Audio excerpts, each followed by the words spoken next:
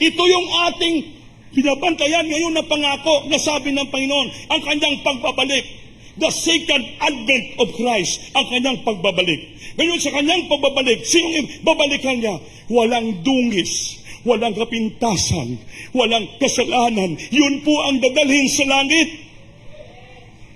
Ngayon kung hindi ka magpatuwid dito, hindi ka magpaturo dito, hindi ka magpasaway dito, paano ka matuto sa katwiran? Paano ka maperpekto? Paano mawalang pride mo?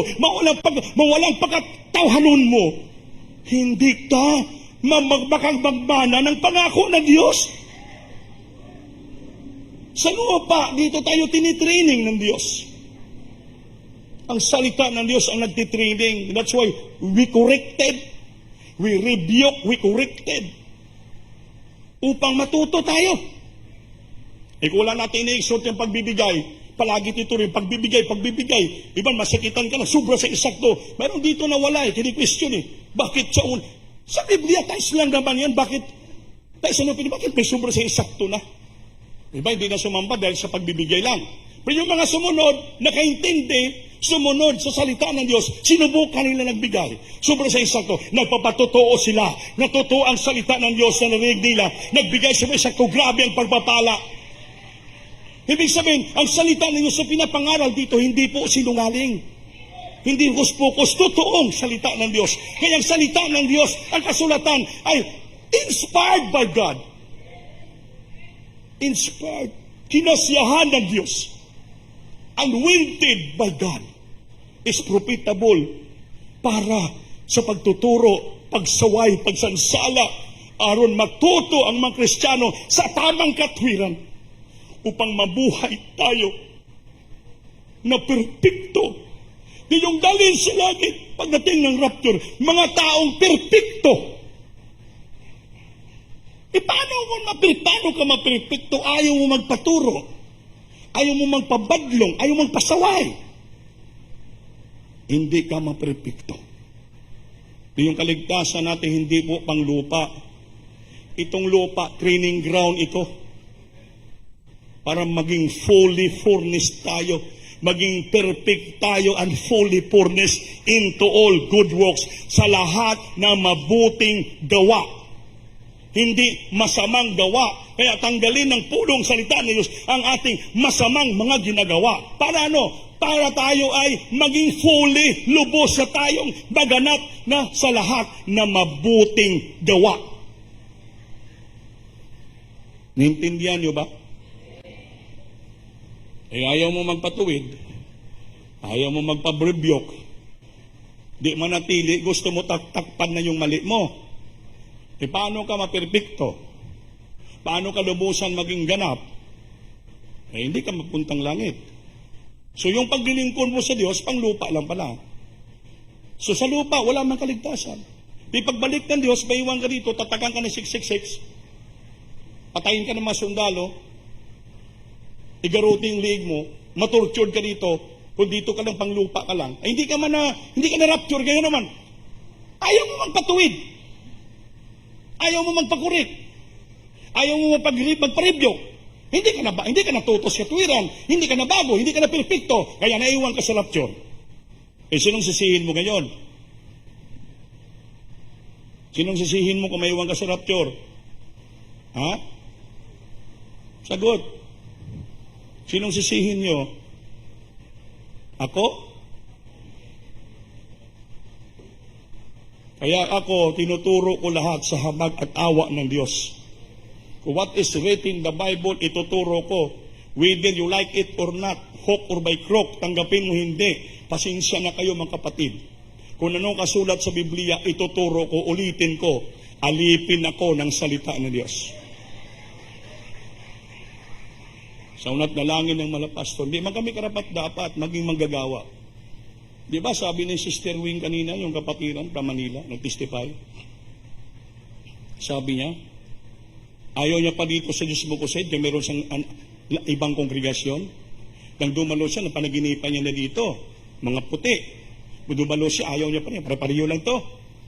Pero nagayinipan siya, nalalangin siya, saan? Pinakita sa kanya ng Diyos. Pinili siya. Pinakita sa kanya ng Panginoon sa dreams, malapastor mismo, parang TV. yung sign. Yan ang pagbalik niya doon sa gawain ng Diyos Bukosid sa Bulacan, nakita niyang kakaiba.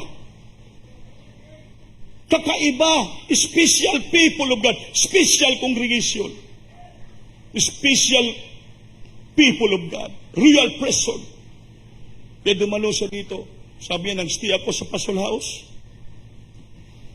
Sabi niya, hindi basta-basta nga mga tao pala. Para mga hindi sila ma-explain, mga professional o hindi, yan at professional, pero nakita niya yung mga ginagawa ng mga manggagawa sa Pasol House. Araw-araw, gabi, nagpupuri sa Diyos. Nabuksan ang isipan niya kasi kahit tayo sa ating bahay, hindi tayo nagpupuri. Hindi tayo nanalangin. Pagising natin sa umaga, lukso ka na sa lamisa. Saan ka lumulukso? Pagising sa umaga.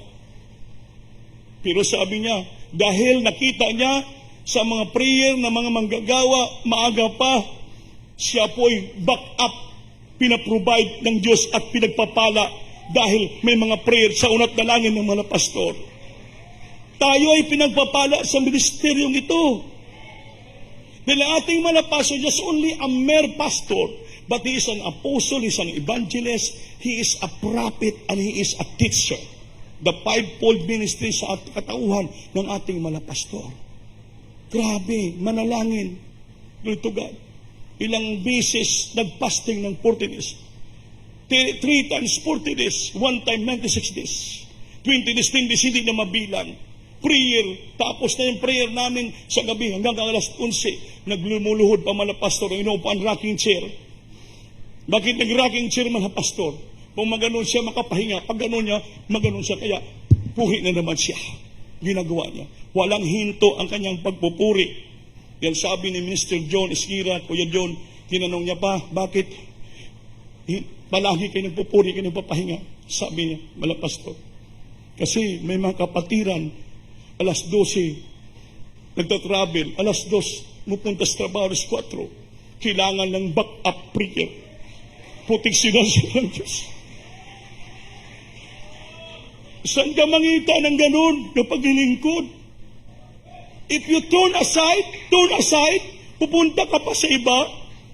Sabi niya kanina, hindi malabawan, malampasan ang Diyos mo kasi. Wala sa nakitang iba na katulad sa ginagawa dito. Ngayon, hindi ka dito marunong pakumbaba, hindi ka marunong sumunod, magpatuwid, pupunta ka sa iba, wala kang mahanap na katulad dito kapag lingkod. Saan ka pupunta?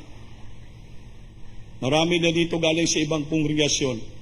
Kinukumpare nila, sabi niya, napakalayo ng Jesus Mokosen. Bakit dito? Yung standard policy ng Biblia, tinuturo natin mga pastor. Actually, pwede man kami tulog-tulog lang. Provided kami Diyos, pinapakain kami. Pero hindi namin kaya magawa. Matutulog-tulog lang kami, hindi kami magpupuri. Kaya dito, yung makasamahan ko. Sinasanay namin talaga maging magpuri na magpuri. Pag-gising alas 4, pinapalakpakan paligid. Ginigising ng palakpak, mabibingi na siya sa palakpak ni Robert. Pagdating dito, pagbalik, palakpakan naman. Bago lang nagkapasok sa kwarto, palakpakan naman. Kaya reklamo na sila. Grabe Robert, bago lang ko nagkapasok, palakpakan na naman. Para palabasin naman. Yan ang training. Yan ang pagtutuwid. Yun ang pagtuturo. Para matuto ka sa katwiran ng Diyos. Kaya ang paglilingkod sa Diyos, mga minamahal,